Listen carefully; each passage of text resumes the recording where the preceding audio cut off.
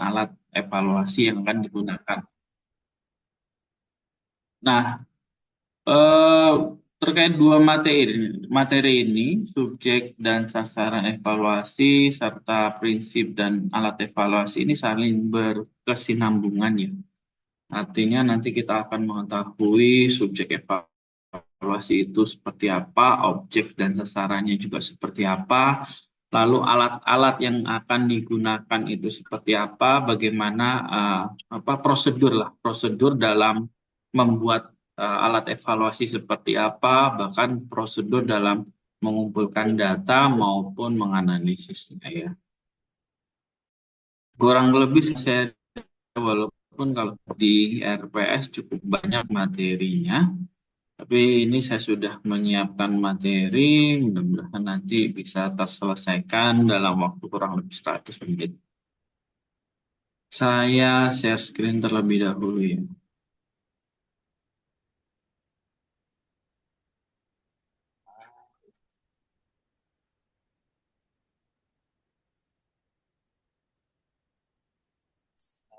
Ya, Ya, baik.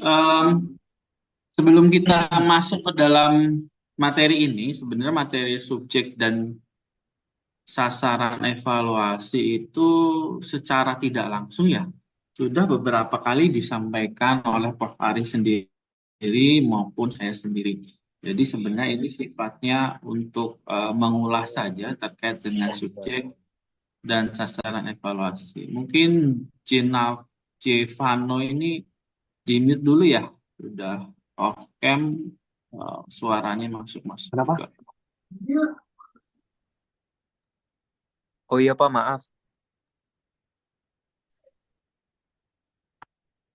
Oke, sebelum kita bicara itu, kita akan bicara tentang proses pendidikan ya. Jadi kurang lebih proses pendidikan ini alurnya seperti ini. Ada input, ada transformasi, ada output, ada outcome. Kurang lebih seperti ini. Secara gampangnya input itu adalah siswanya, transformasinya ini merupakan kegiatan-kegiatan yang dilakukan selama proses pendidikan itu sendiri. Banyak faktornya ya, ini baik baik faktor dari si uh, dosen atau guru, bisa dari lingkungan dan seterusnya. Lalu nanti ada outputnya. Nah, output ini kurang lebih gambarannya adalah apa yang akan dicapai. Kalau mereka selesai SMA berarti ijazah SMA. Kalau selesai kuliah berarti ya S1.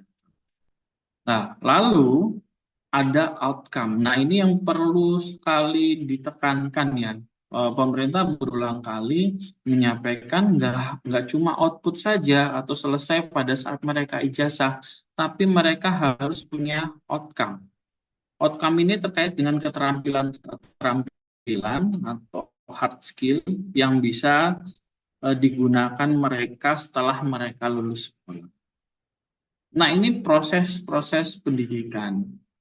Di dalam proses ini tentu saja harus ada refleksi ya, atau umpan balik dari setiap kondisi ini, baik itu input, transformasi maupun outcome itu sendiri.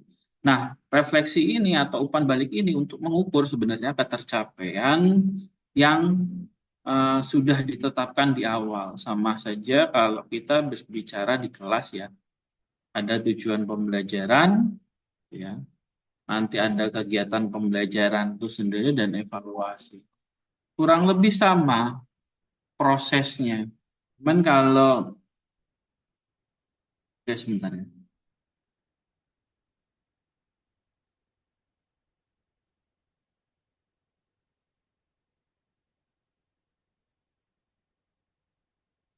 Kurang lebih sama, cuman kalau proses pendidikan secara instansi dan siswa polanya sama, cuman memang outputnya agak berbeda.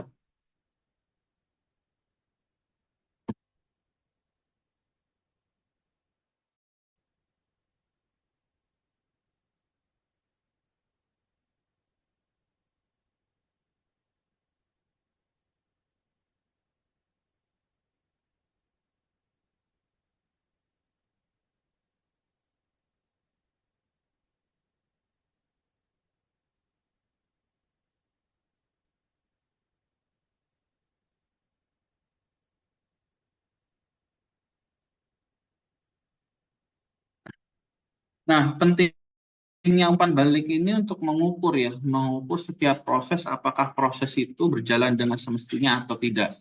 Jadi ada standar-standar terkait dengan input, transformasi maupun outcome. Ini sebenarnya jelas banget. Inputnya kan berarti standar kalian kalau masuk di UNJ harus dengan nilai seperti apa. Nah, transformasi terkait dengan proses pembelajaran harus seperti apa? Harus punya media, punya perangkat, punya alat-alat evaluasi, dan sebagainya. Lalu outcome ini terkait dengan keterampilan-keterampilan yang harus dimiliki. Biasanya kalau universitas itu ada lembaga sertifikasi yang melabeli mahasiswa mempunyai kompetensi tertentu ya, biasa kita sebut LSP. Nanti juga kalian waktu di akhir perkuliahan juga harus memenuhi syarat itu sebagai syarat untuk yudisium atau atau untuk ujiannya. Ada beberapa syarat yang harus dipenuhi. Nah, terkait dengan em, transformasi outcome ini sebagai gambaran dari prosesnya tadi ya, bahwa input itu atau disebut raw input itu adalah siswa sendiri.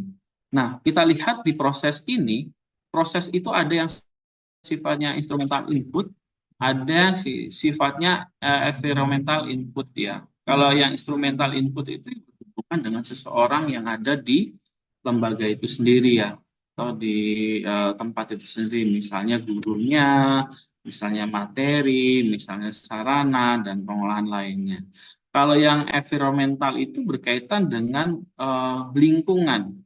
Lingkungan itu lingkungan tempat tinggal, teman sebaya, dan seterusnya. Nah, dari kedua instrumental dan environmental ini akan memberikan hasil ya. Jadi kita nggak bisa juga mengeklaim bahwa oh yang salah adalah sekolahnya, misalnya kurang bagus gitu dan seterusnya. Karena ada dua porsi ini yang memang berdampak pada hasilnya itu sendiri. Hasilnya itu sendiri, lalu hasilnya akan diterapkan. Diterapkan ini maksudnya seperti apa? Akan digunakan di masyarakat. Jadi sebagai nanti kalian calon-calon seorang guru harus memahami bahwa dalam kegiatan proses ini, ya kuncinya bukan hanya dari guru saja. Banyak faktor-faktornya, baik instrumental maupun eksperimental itu sendiri. Nah, kurang lebih seperti ini ya, gambaran terkait dengan proses dan transformasi di dalam pendidikan.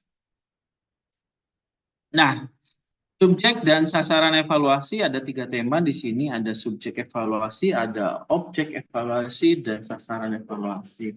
Kira-kira dari itu subjek evaluasinya itu apa? Iya, jadi subjek evaluasi menurut Ari Kunto itu menjelaskan orang yang melakukan pekerjaan evaluasi. Berarti kira-kira siapa yang melakukan pekerjaan evaluasi? Nah, gurunya ya Pak atau pengajarnya? Guru atau pengajar. Selain itu,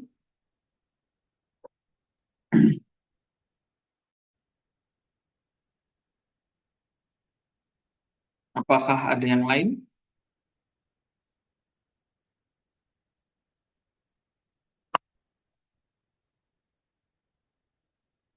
Kalau guru yang diukur apa?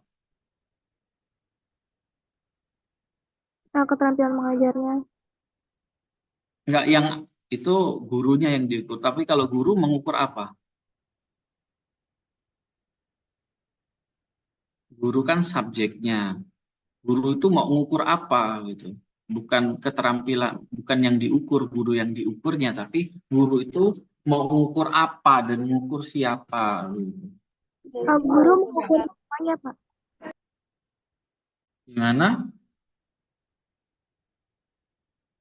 Guru mengukur Suaranya. siswanya. Oke, guru bisa mengukur siswa. Apa yang diukur berarti kalau guru mengukur siswa? Pengetahuan dan kemampuannya, Pak. Oke, pengetahuan. Ya, pengetahuan kan berarti berkaitan dengan apa? Berkaitan dengan materi. Apakah di dalam kegiatan pembelajaran hanya diukur pengetahuan atau sisi kognitifnya saja? Enggak, Pak. Ada aspektif sama psikomotorik. Nah, betul. Jadi tidak hanya pengetahuan. Lalu siapa yang mengukur afektif dan psikomotorik itu sendiri? Pertanyaannya.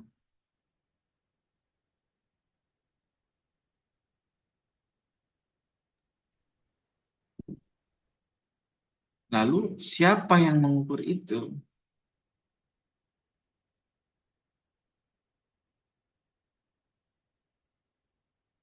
Ya, mungkin ada yang mau memberikan masukan.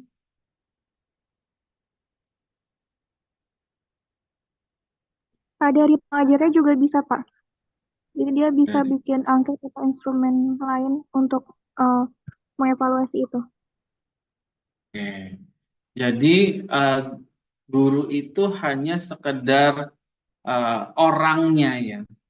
Tapi kalau kita mau mengevaluasi, itu harus ada alat evaluasi terstandar. Kalau kita bicara tentang aspek di luar kognitif, yaitu misal afektif atau psikomotorik, maka ada orang-orang tertentu yang mempunyai ibaratnya lisensi atau standarisasi untuk mengukur afektifnya maupun psikomotoriknya. Misal contohnya adalah orang-orang yang di bidang psikologis. Nah, mereka itulah orang-orang yang mempunyai kemampuan untuk memahami aspek-aspek, baik itu aspek afektif maupun psikomotorik. Jadi, guru harus berkolaborasi. Jadi, nggak cuma mereka bekerja sendiri, tapi mereka harus berkolaborasi oleh ahli-ahli untuk membuatlah namanya alat ukur itu. Jadi, nggak bisa ya harusnya guru tiba-tiba buat langsung. Enggak. Sebab prosedurnya itu cukup panjang. Cuman kalau saya perhatikan di S1 ya terutama, ya kalau mengukur bukan kognitif, ya langsung buat, langsung di-share. Padahal ada tahapan-tahapan. Nanti akan kita bahas di slide-slide berikutnya. Nah, kalau kita bicara objek, maka ada hubungannya dengan sasaran evaluasi. Nah, ini menurut Ari Kunto juga, jadi objek itu yang menjadi pusat perhatian untuk dievaluasi. Berarti apa contoh objek maupun sasaran evaluasi? Kira-kira apa? Contoh objek atau sasaran yang akan dievaluasi.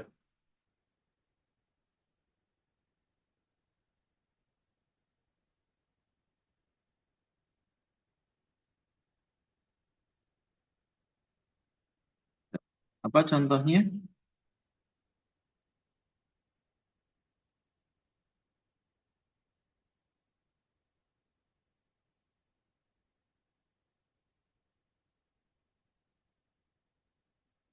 Contoh objeknya itu bisa siswa. Lalu apa yang disasar gitu ya? Yang disasar itu banyak. Bisa hasil pembelajaran, bisa motivasi siswa, bisa minat siswa, bisa lagi misalnya daya juang siswa dan seterusnya. Maka di evaluasi pembelajaran atau pendidikan ini disampaikan di awal-awal adanya alat evaluasi yang berupa tes maupun non-tes. Ya, tes itu mau untuk mengukur apa sih kognitifnya. Yang non-tes yang mengukur non-kognitif. Seperti tadi, motivasi dan sebagainya yang harus memang diverifikasi oleh si ahli atau ahli psikologi dan sebagainya. Jadi bisa terstandar dengan baik. Jadi kalau kita ngomongin objek dan evaluasi, nggak sekedar kita ngomongin hasilnya ya. Karena kita tahu bahwa ada beberapa poin yang akan diukur dalam proses pendidikan.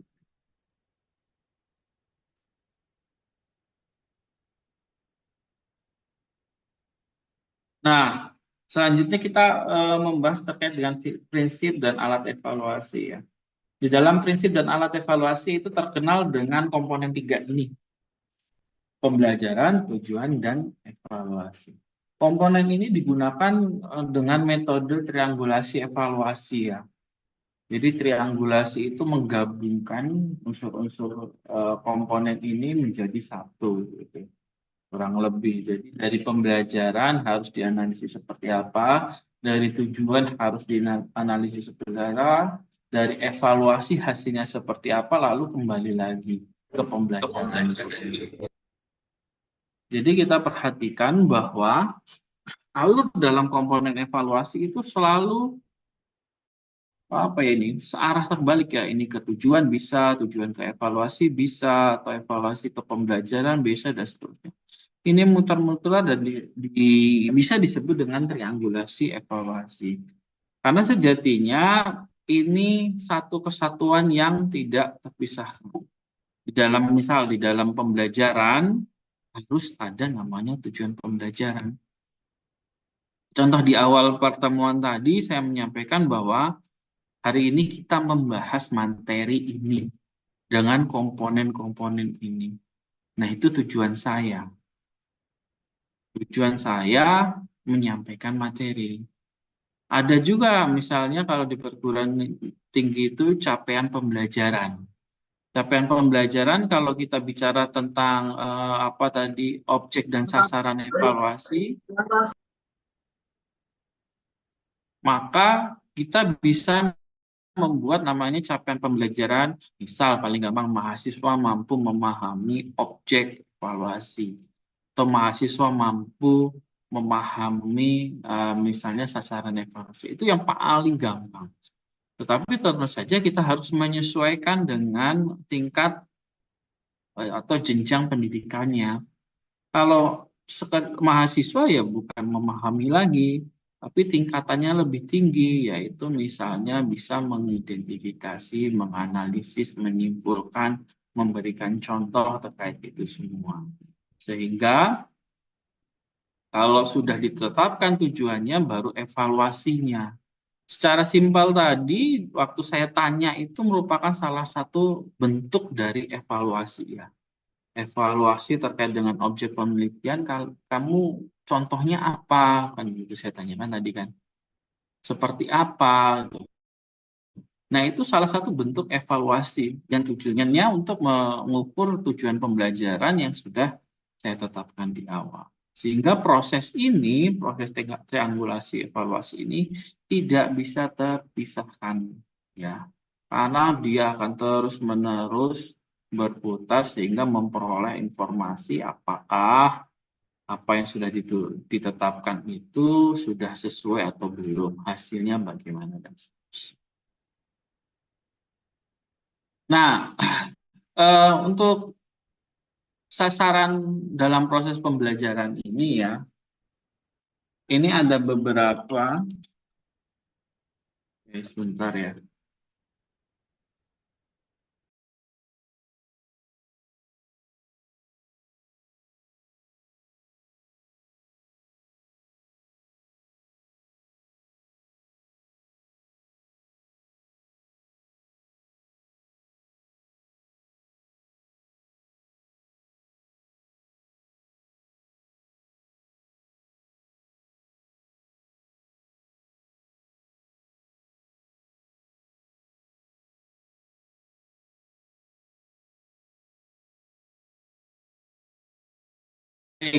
Ini yang sering banget ya.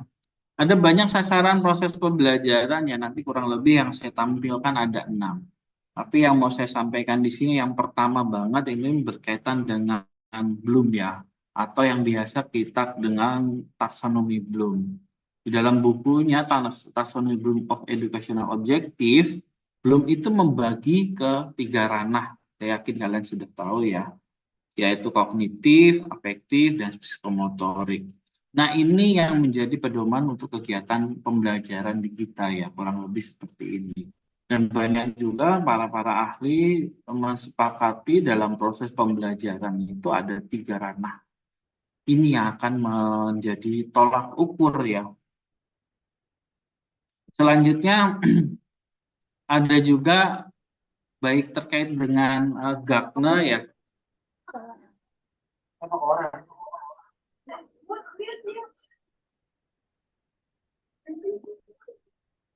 Oke, tolong Siva ya di mute ya.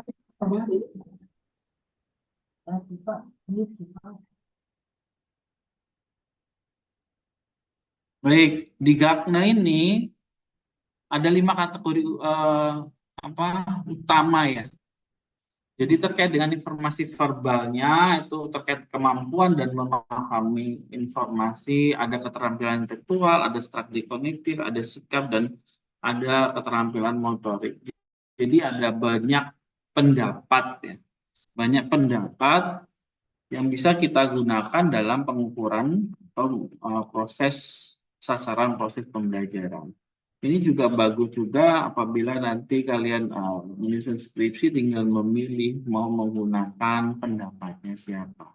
Apa yang mau diukur. Kalau kalian menggunakan prinsipnya Gardner dalam buku Conditional of Learning-nya, maka ada 5 kategori utama dalam sasaran pembelajaran itu. Nah, ini yang nanti akan diukur. Oke, terkait dengan verbalnya, ya, terkait dengan intelektualnya, terkait dengan kognitifnya, sikap, afektifnya, serta keterampilan motorik. Nah ini kalau kita memahaminya, sebenarnya ini nggak jauh-jauh beda, hampir cuma istilahnya aja yang sedikit berbeda. Kognitif itu tadi sama kan, sikap juga ada afektif, keterampilan motorik ya psikomotorik dan seterusnya. Hampir sama, cuman memang ada sedikit perbedaan yang bisa melengkapi lah yang bisa kita gunakan dalam pengukuran atau menentukan sasaran proses pembelajaran. Nah, kemudian ada Merrill dalam bukunya First Principle of Instruction ini ada 3 ya dalam proses pembelajaran dia berfokus pada problem solving.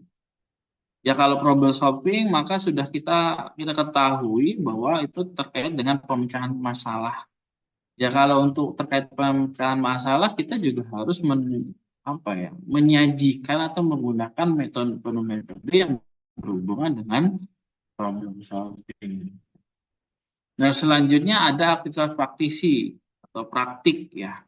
Jadi mereka itu diberikan tugas-tugas atau proyek ya yang memang nyata real sesuai dengan kondisi di masyarakat yang diharapkan apa mereka itu punya keterampilan praktis yang sesuai dengan kondisi yang melibatkan apa teori dengan kejadian. Lalu ini sangat relevan ya, jadi mencari sesuatu topik yang relevan dengan dunia pesan didik. Ini kalau saya perhatikan di sini, ini yang memang sering banget di perkuliahan ditetapkan. Apalagi kalau di perkuliahan ini sebenarnya ada 2 metode yang memang ditekankan. Yang pertama case-based learning dan project-based learning. Kalau kita bicara case-based learning, berarti kan berdasarkan kasus. Berdasarkan kasus, maka di dalam kasus itu juga bisa dihubungkan dengan problem based learning, bagaimana pemecahan masalah. Terus kasus-kasus sesuai dengan dunia nyata dan seterusnya. Project juga bisa ya kita hubungkan dengan ini. Jadi Merrill ini sangat relevan banget dengan kondisi di perkuliahannya. Nah memang kalau kita membandingkan perkuliahan dengan sekolah, ya waktunya akan lebih bebas di perkuliahan. Maksudnya seperti apa? Kalau SMA kan ya mereka harus di kelas kan begitu. Sistem pendidikan kita seperti ini. Tapi kalau di perguruan tinggi ya kalian harus di kelas. Saat kalian kasih project atau kasih case yang harus melibatkan kalian terjun ke lapangan ya berkaitan dengan case dan project itu ya nggak harus di kelas.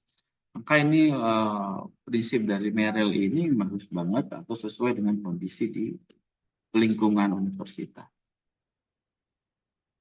Taylor juga memberikan pendapatnya terkait dengan sasaran pembelajaran ya di dalam buku Basic Principle of Curriculum and Instructional ini.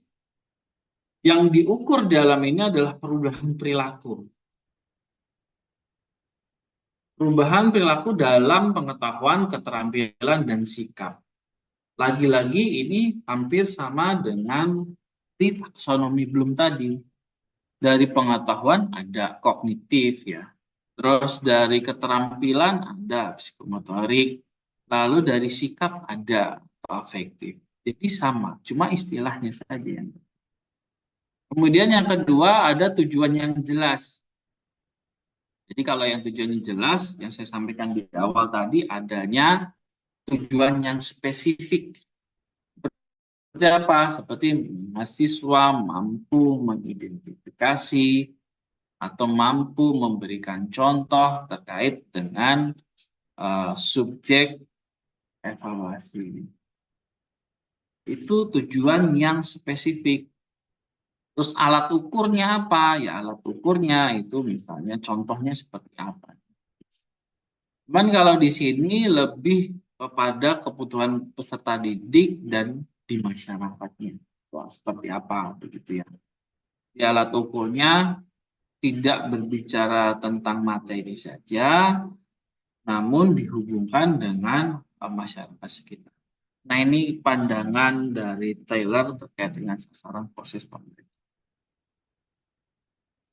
Nah, untuk Brunner, di buku Discovery Learning-nya, yang namanya Discovery Learning ya, berarti mereka harus belajar secara mandiri. Kalau mereka belajar secara mandiri, ya mereka harus menemukan informasi dari berbagai sumber. Lalu mereka di situ akan membuat konsep, ya, konsep sendiri dari informasi yang sudah ditemukan dengan cara melakukan eksplorasi secara. Ya, ibaratnya kalau sekarang materinya terkait dengan sasaran proses pembelajaran, kalian saya suruh cari materinya apa. Coba saya berikan penjelasan menurut ahli serta contoh-contohnya. Yaitu salah satu discovery learning yang bisa kita terapkan. Nah, di sini juga ada pemahaman mendalam. Di sini tidak hanya berbicara tentang fakta, tapi juga harus mengaitkan dengan konsep. Konsepnya, misal kalau di penelitian ada teori. Makanya kalau misalnya kalian membuat gap analisis, gitu, salah satu contoh gap analisis adalah apabila teori tidak sesuai dengan realita. Itu gap analisis. Maka kalian juga bisa menciptakan teori baru. Walaupun itu sulit ya. Tetapi cara yang paling gampang adalah pada saat kalian menentukan teori tidak sesuai dengan fakta di masyarakat, maka itu namanya gap. Nah, itu butuh pemahaman yang mendalam karena kita harus tahu teorinya, kita harus tahu faktanya, lalu kita harus menganalisis harus.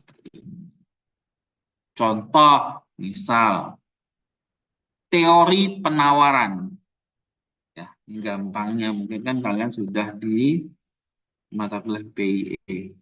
Kalau teori penawaran atau hukum penawaran kan berbicara pada saat harganya naik, penawaran juga naik. Nah, seperti itu. Real di lapangan itu tidak seperti itu. Kalian bisa cross check misalnya pada saat harga kebutuhan pokok naik, apakah jumlah yang ditawarkan itu juga akan banyak? Itulah gap ya. Walaupun kita bisa menyangkal bahwa di dalam hukum penawaran ada namanya istilah ceteris paribus untuk membatasi itu. Tapi itu nggak bisa diterapkan di dalam kehidupan nyata. Jadi itulah perbedaan antara fakta dan konsep. Nah, itu butuh namanya pemahaman yang mendalam. Nah, selanjutnya kita bicara tentang prosedur pengumpulan data kuantitatif ya. Secara umum saya yakin kalian sudah tahu data kuantitatif dan data kualitatif itu seperti apa, pasti kalian juga punya gambaran. Ya, gampangnya kuantitatif ini ngomongin angka, ini ngomongin kata. Gampangnya seperti itu ya. Nah, di dalam prosedur pengumpulan data kuantitatif, ada beberapa pendapat yang saya ambil.